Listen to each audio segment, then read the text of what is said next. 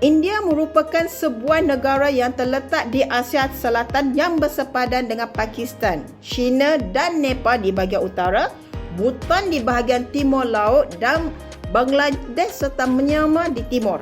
Dengan KDNK lebih daripada 2.7 trilion, India merupakan ekonomi kelima terbesar di dunia dan dijangka menjadi ekonomi ketiga terbesar pada tahun 2030. Dengan mengambil kira kedudukan ekonomi kelima terbesar di dunia, maka klasifikasi cukai di India adalah aspek yang penting dalam memahami sistem cukai negara ini yang kompleks. Klasifikasi ini melibatkan berbagai jenis cukai yang dikenakan oleh kerajaan India untuk mengumpulkan pendapatan, mengatur aktiviti perniagaan dan mempengaruhi ekonomi negara. Tajuk ini akan menganalisis dan menjelaskan klasifikasi cukai utama di India serta kesan-kesan dari setiap jenis cukai tersebut. Cukai pendapatan ia digubal oleh Parlimen India dan mula berkuat kuasa pada 1 April 1962.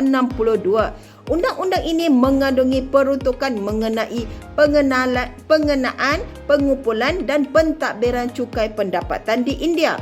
Kategori cukai pendapatan dikenakan ke atas pendapatan yang diterima dengan kadar yang berbeza berdasarkan jadual cukai yang ditetapkan, iaitu individu, warga negara, penduduk yang bekerja di India, penduduk yang bekerja di luar negara tetapi mendapat pendapatan India dan bukan warga negara, pendatang yang bekerja di India dan mendapat pendapatan di India. Hindu Undivided Family (HUF), entiti keluarga yang mempunyai pendapatan secara berkelompok. Syarikat domestik, syarikat yang didaftarkan di India, dan syarikat asing, syarikat yang didaftarkan di India dan mempunyai pendapatan di India. Cukai barang dan perkhidmatan (GST), Good and Service Tax, di India adalah cukai berasaskan penggunaan yang dikenakan ke atas bekalan barang dan perkhidmatan. GST bertujuan untuk merasionalisasikan sistem percukaian dan mewujudkan pasaran tunggal untuk barang dan perkhidmatan di seluruh negara. Struktur GST terdiri daripada 3, iaitu Central GST, State GST, Integrated GST. Cukai barang mewah. Cukai barang mewah di India dikenakan di bawah struktur GST. Barang mewah diletakkan di bawah kadar GST yang lebih tinggi berbanding dengan barang keperluan asas. Kenderaan mewah, kereta mewah, SUV dan motosikal dengan enjin berkapasiti tinggi. Produk tembakau, rokok, cerut dan produk tembakau lain. Minuman beralkohol, minuman keras dan wine mewah. Tujuan cukai barang mewah di India adalah sebahagian penting daripada struktur GST yang direka untuk meningkatkan hasil cukai dan mengawal penggunaan barang-barang tidak keperluan. Kadar cukai yang tinggi pada barang-barang mewah membantu kerajaan dalam menambah pendapatan untuk pelbagai projek pembangunan dan program kebajikan sosial. Cukai perniagaan lain-lain. Jenis ini ialah meliputi cukai pabrik, cukai keuntungan modal dan lain-lain yang berkaitan dengan operasi perniagaan. Tujuan cukai perniagaan lain-lain adalah mengawal dan menguruskan aktiviti perniagaan serta menyediakan pendapatan tambahan kepada kerajaan. Seterusnya adalah institusi kerajaan menguruskan cukai. Central Board of Direct Tax atau CBDT adalah badan di bawah Kementerian Keuangan yang bertanggungjawab untuk menguruskan dan melaksanakan cukai langsung di India, terutamanya cukai pendapatan. CBDT mempunyai kuasa untuk merangka dasar-dasar cukai, melaksanakan undang-undang cukai serta memastikan pematuhan oleh pembayar cukai. Agensi ini juga melaksanakan pemeriksaan cukai, pembayaran balik cukai dan menjelaskan proses rayuan. Seterusnya adalah Central Board of Indirect Tax and Custom atau CBIC. CBIC adalah badan yang mengawasi pemungutan dan pentadbiran cukai tidak langsung di peringkat pusat. Sebelum pelaksanaan GST, CBIC menguruskan cukai seperti cukai barang dan jasa, cukai ekspor dan cukai pusat lain. Selepas GST, CBIC bertanggungjawab untuk melaksanakan GST di peringkat pusat termasuk pengumpulan, pematuhan dan penekanan undang-undang GST. Dan yang ketiga adalah State Good of Service Tax atau SGST Authorities.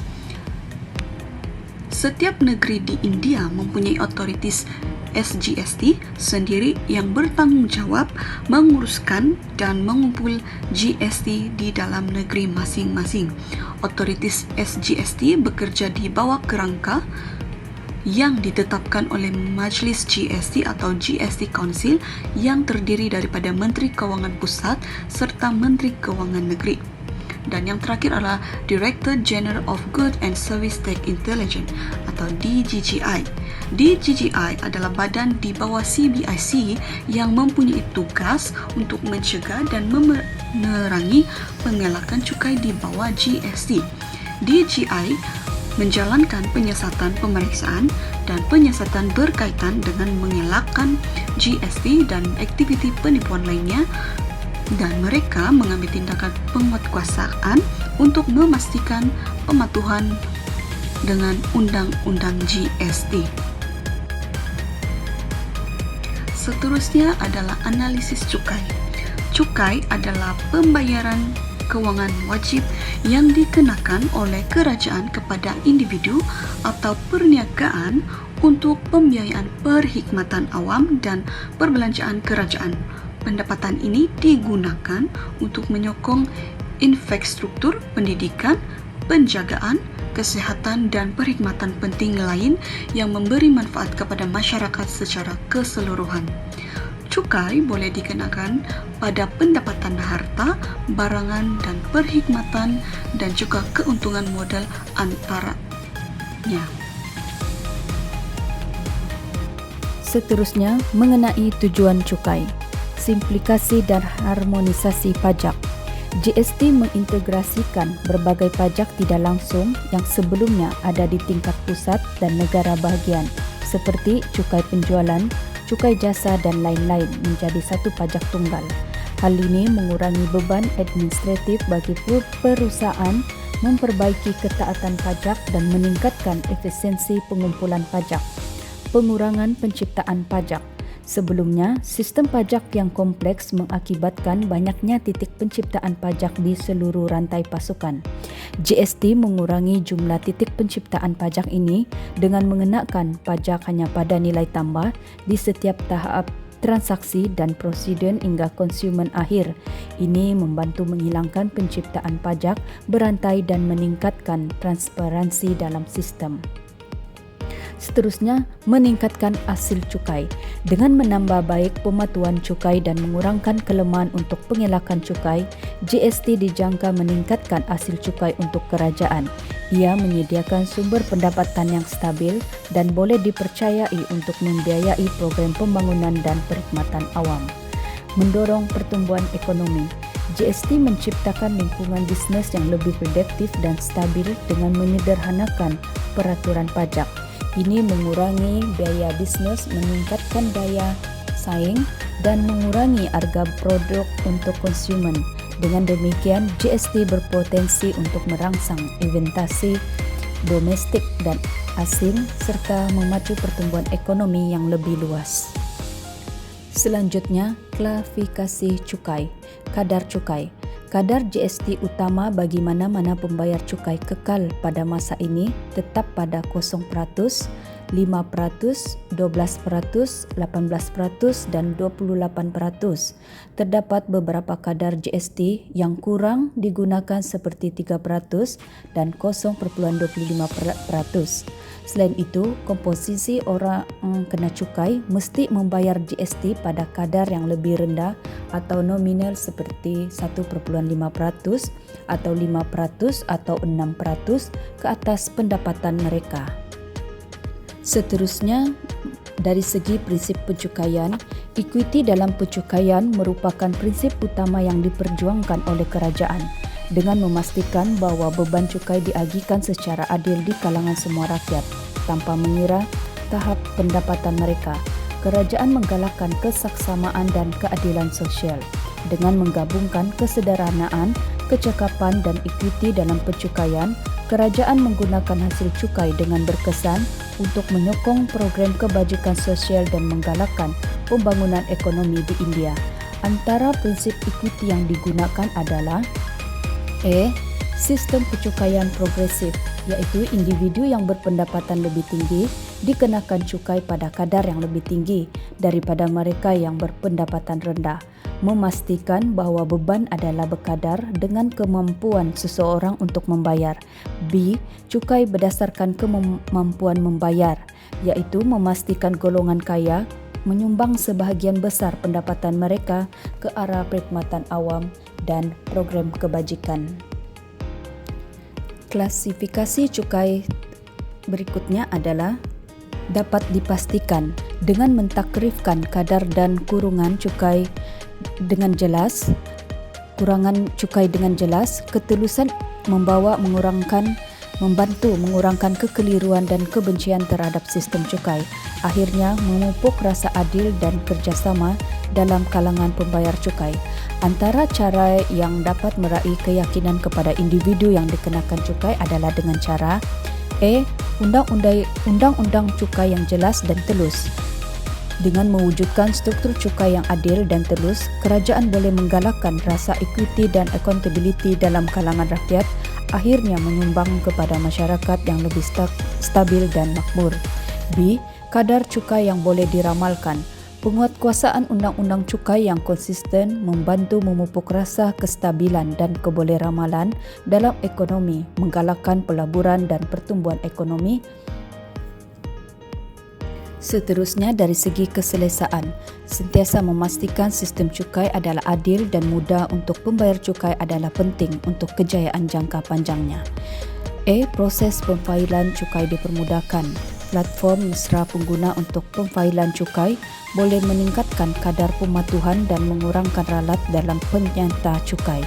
Dengan menyediakan panduan dan sumber yang jelas untuk pembayar cukai untuk mengemudi proses pemfailan dengan mudah, kerajaan boleh memupuk budaya ketulusan dan accountability dalam pelaporan cukai. B. Akses mudah kepada maklumat cukai.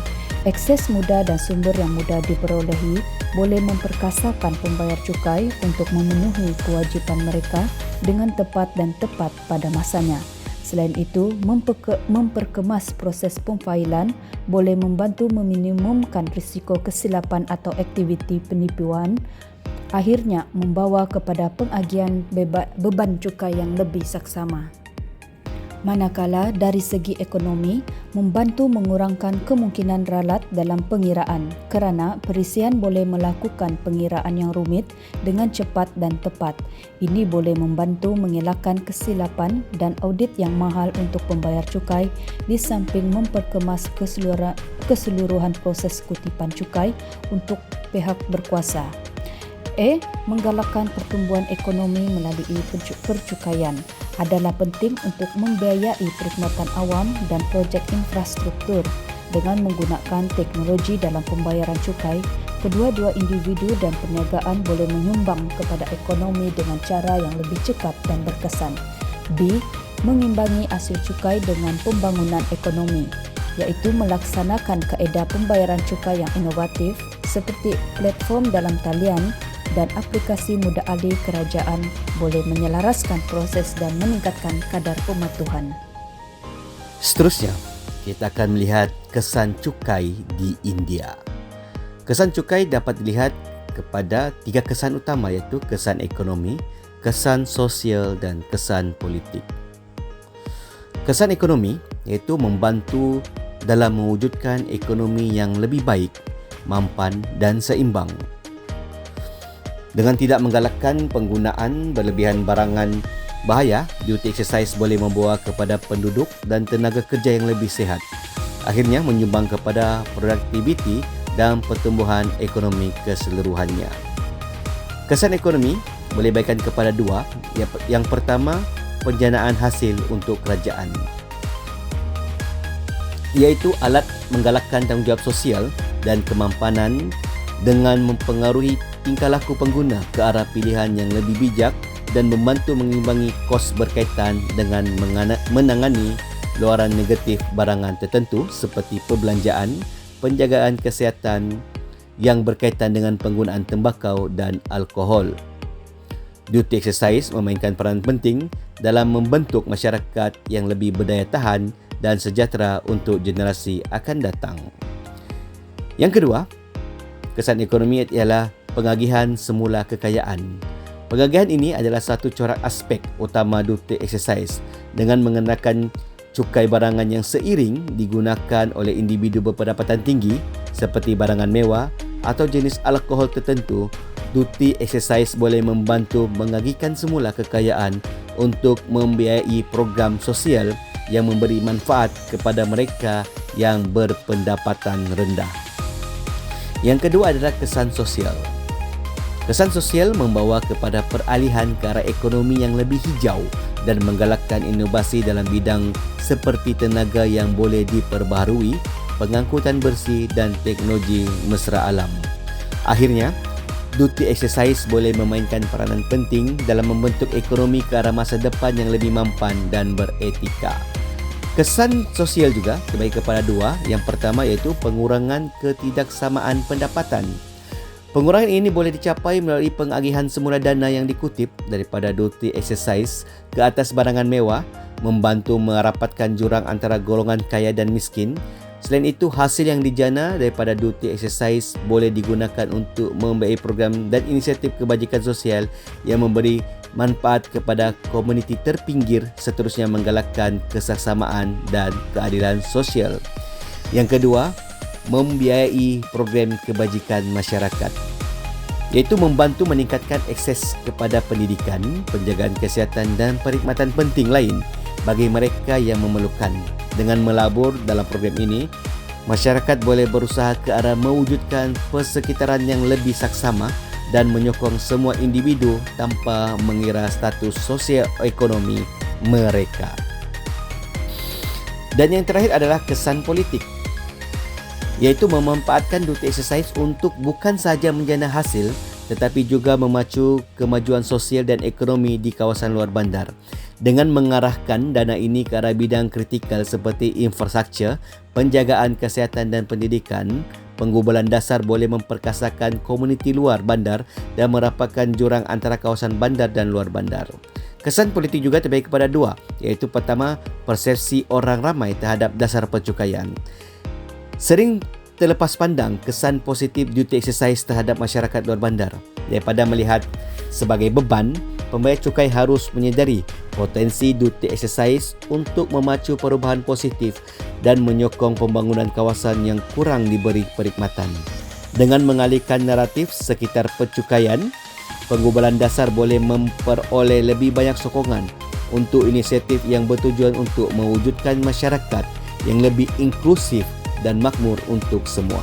Yang kedua, pengaruh ke atas dasar kerajaan, iaitu menonjolkan faedah duty exercise, dan dalam menyokong inisiatif ini, pihak berkepentingan boleh menyokong dasar yang mengutamakan keperluan masyarakat luar bandar. Ia boleh membawa kepada pelaburan yang lebih disasarkan dalam infrastruktur, pendidikan dan penjagaan kesihatan.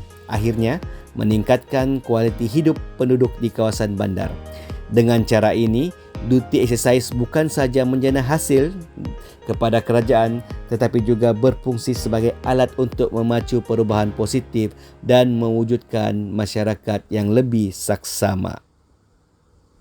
Hasil kerajaan pusat. Perbandingan di antara data hasil cukai yang dikaji dan hasil keseluruhan melalui raja. Raja pertama adalah hasil keseluruhan yang menunjukkan jumlah pungutan cukai pada tahun 2023 hingga 2024 adalah sebanyak 34.37 lakh. Sementara cukai langsung dan cukai tidak langsung juga mengalami peningkatan pada tahun 2023 hingga 2024. Seterusnya adalah pertumbuhan ekonomi. Hasil keseluruhan pada Raja Pertama menunjukkan keadaan turun naik dan pada tahun 2023 hingga 2024 ianya adalah sebanyak 12.5, turun sebanyak 0.2 berbanding tahun sebelumnya iaitu sebanyak 12.7.